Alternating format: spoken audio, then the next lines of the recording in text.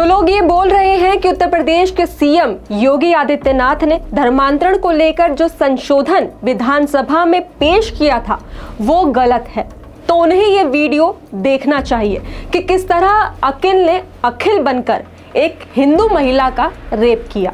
न सिर्फ अकील ने बल्कि अकील के पिता और उसके दो दोस्तों ने मिलकर हिंदू महिला का सामूहिक शोषण किया। तो इन्हीं लोगों के लिए और ऐसे लोगों से बचाने के लिए योगी सरकार यह बिल लेकर आई है कि इन कट्टरपंथियों पर नकेल कसी जा सके। लेकिन बात करें लोगों की और विपक्ष की, तो वो अपना गुब्बारा जैसा मुंह फुलाकर बैठे हुए हैं कि योगी सरकार ने उनके वोट बैंक पर कैंची चला दी है। उन्हें ये नहीं दिखाई दे रहा है कि किस तरह हिंदू समाज की महिलाओं का ये लोग शिकार बना रहे हैं, उन्हें नोच खा रहे हैं, बल्कि उसके उलट विपक्ष में बैठे इन नेताओं को सिर्फ ये दिख रहा है तो कैसे योगी सरकार इनके वोट बैंक पर हाथ डाल रही है। तो खबर क्या है वो मैं आपको बताती हूँ, लेकिन इससे पहले मैं आपको ये बता दूं कि योगी सरकार जो धर्मांतरण को बिल लेकर आई थी उसमें क्या है।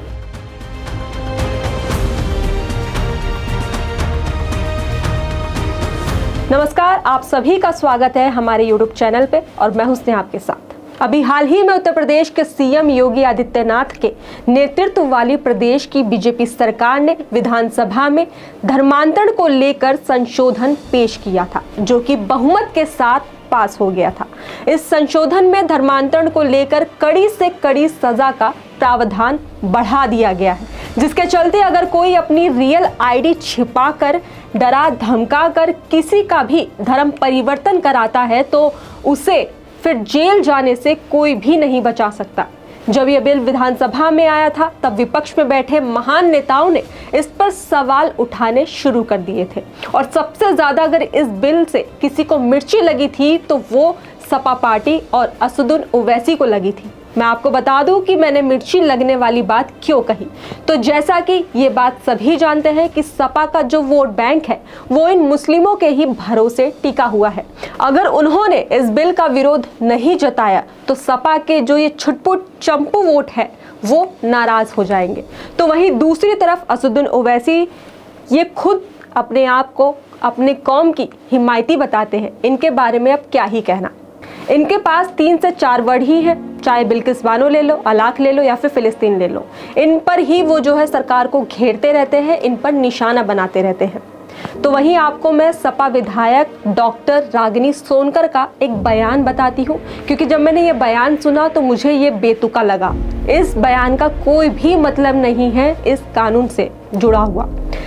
तो जिसमें वो धर्मांतरण कानून का विरोध करती है, जो रागिनी सोनकर है, वो कहती हैं कि यह पूरी तरह से संविधान के खिलाफ है, क्योंकि 2 युवा अगर अपनी मर्जी से शादी करते हैं तो उसमें कोई हर्ज नहीं होना चाहिए, और अगर इनके माँ बाप भी राजी हैं तो तीसरे व्यक्ति की शिकायत का क्या मतलब है।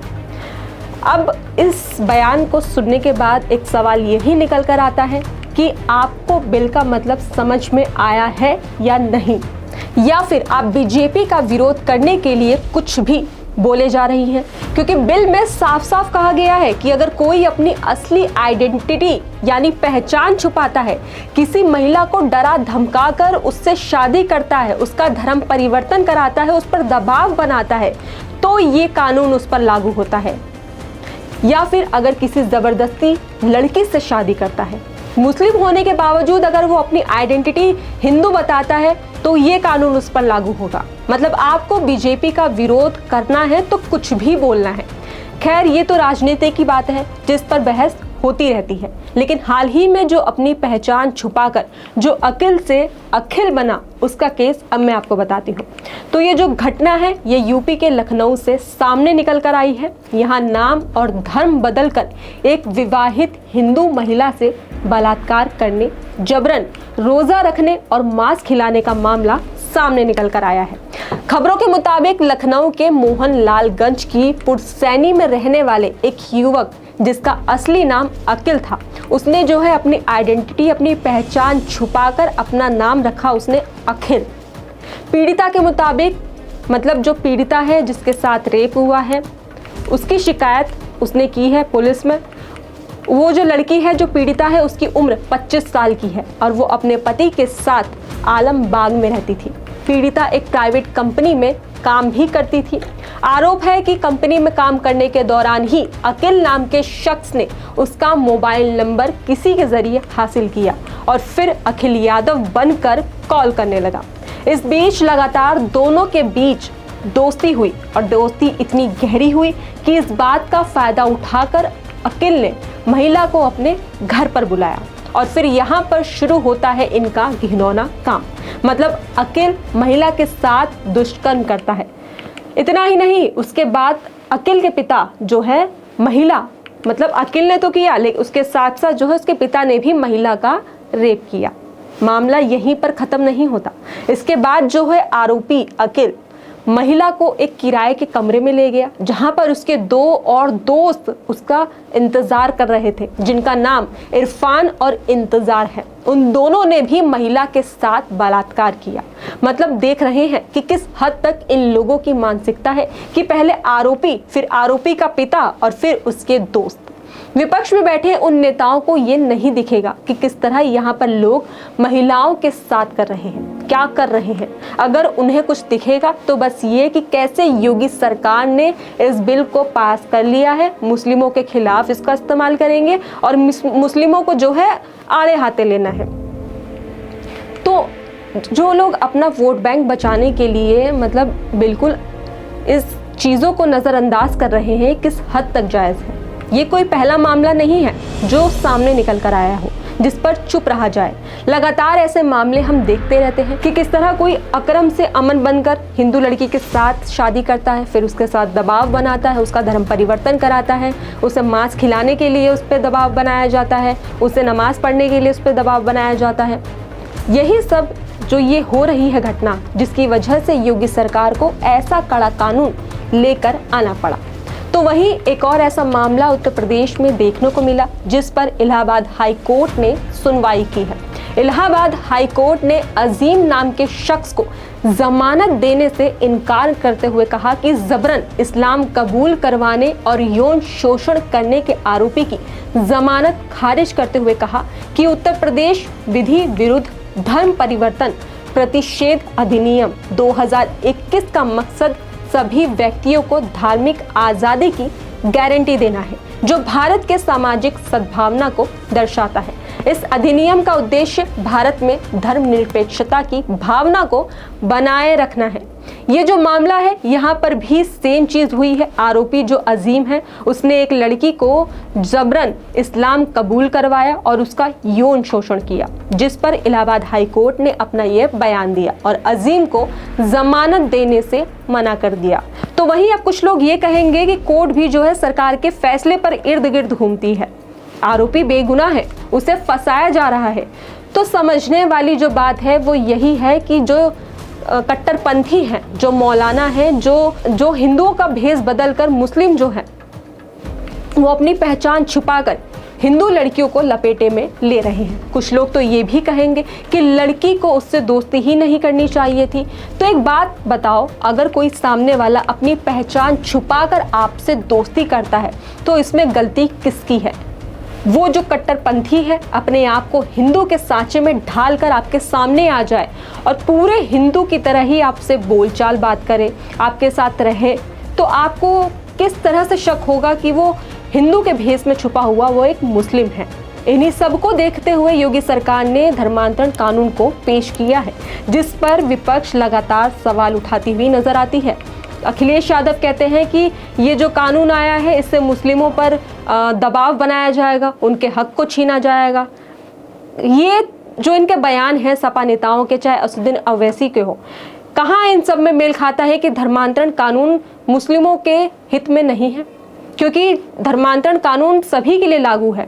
अगर आप किसी का धर्म परिवर्तन कराते हैं, अपनी आइडेंटिटी छुपाते हैं, तो ये तो सरासर गलत है, जिस पर सरकार नकेल कसने के लिए ये कानून लेकर आई है, लेकिन इसका समर्थन करने की बजाय लोग इसका विरोध कर रहे हैं, जो अपने आप को सेकुलर बताते हैं कि हिंदू मुस्लिम सभी एक हैं, बराबर हैं, कभी मुस्लिम ऐसा नहीं कर सकता। वो भी इन मामलों को देखते हुए अपनी आंखें मूंद लेते हैं और फिर कहते हैं कि लड़की को उससे बात ही नहीं करनी चाहिए थी। लेकिन वो लोग ये भूल रहे हैं कि देश में जो कट्टरपंथी है, जो मौलाना है, अपना मकसद पूरा करने के लिए बैठे हुए हैं। वो लोग देश में शांति नहीं बल्कि हिंदू महिलाओं को नोच खाने के लिए बैठे हुए हैं। विपक्ष में बैठे लोग जो गाजा और फिलिस्तीन को लेकर लंबे लंबे भाषण देते हैं, वो आज अपने ही देश में हो रही हिंदू महिलाओं को लेकर कुछ भी बोलने को तैयार नहीं है।